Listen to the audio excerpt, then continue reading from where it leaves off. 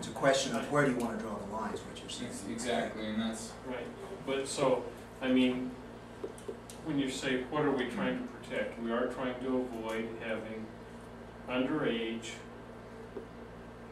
purchase and consumption of alcohol, firearms, and other types of things by, at places that are frequented by youth. Typically underage, churches and schools, there are typically youth there. And by putting these things close, they can go get some, you know, it's not hard for them to go get people to buy it. And they'll do it away from school. But, you know, at what point do we say we're going to stop reducing? Right. You don't like that thought process. What? I guess It's illegal. What is we the have laws in place to protect. Yeah, we already got all the laws. It's like when the, I'm sorry, do I have permission to speak, Mr. Chairman? Please. It's like when first introduced the Maverick, and we had concerned citizens coming to the council saying that they didn't want alcohol to be sold from 1 in the morning till 6 because of the clientele that was going to. There's no data anywhere that says any of these things are bad. There's no data about that at all. It's an emotional fear somebody has based upon what they think. There's, if you had a convenience store next to a high school, I'll guarantee you they won't have any more problems with beer than anybody else. Okay, then I move we table this until we understand why the law was written at 1,000 feet. I don't think you'll find out why. I think we can research it. Let's see, I don't think you'll find it in research. I've got a motion, there's no more discussion unless there's a second. Second.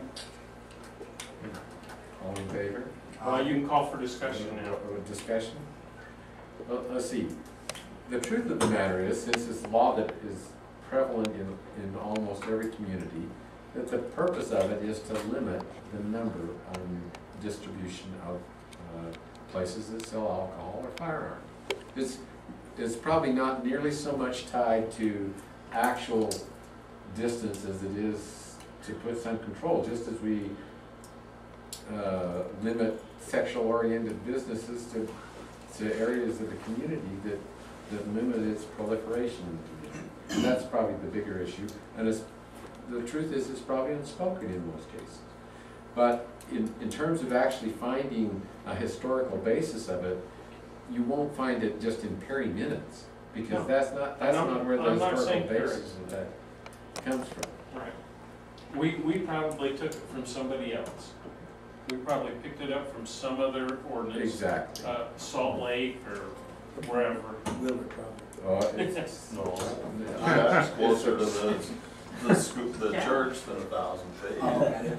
And it always has been. You've measured. Let's, Well, I grew up there. right across. It's right across from the school. Okay. Well, you know, there's Holton.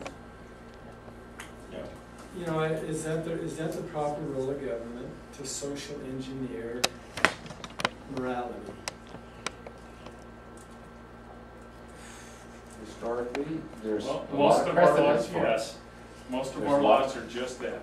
I know it, but I guess my question, that I agree, we do it. But is that the proper role of government? Let's see, there's a lot of precedence for that. If we didn't have any laws relative to morality, we wouldn't have any laws against stealing, we wouldn't have any laws against rape, we would not, I mean, yeah, the role of government has a lot to do with morality. At all of these 7-Elevens that are in Brigham City, has there been any data to support that problem? What about shift workers that get off and that's their actual daytime? Yeah, so they I go mean, in and buy yeah, beer, yeah. and then go and they don't hang around there to drink it. No, they don't. They can't. It's against the law. Well, I guess what I'm saying is, I think one thing is we're telling Maverick, you're dumb, you don't know how to run your business. And so we're going to make these laws because we're smarter than you. And I think that's, to me, that's a slap in their face that say that this is how you'll run your business.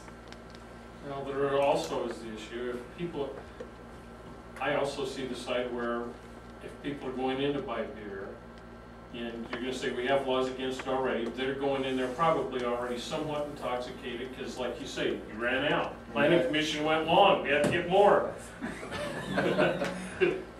But, and so they're partially intoxicated already, so you're having intoxicated people go down there to buy beer. Well, there's laws against driving on the road too. There's There laws are. against selling intoxicated beer to intoxicated people. Yeah, I don't, I guess I still like to see some limits on it. Well, see, Maverick, my understanding is that if that condition was put in there, that wouldn't bother them.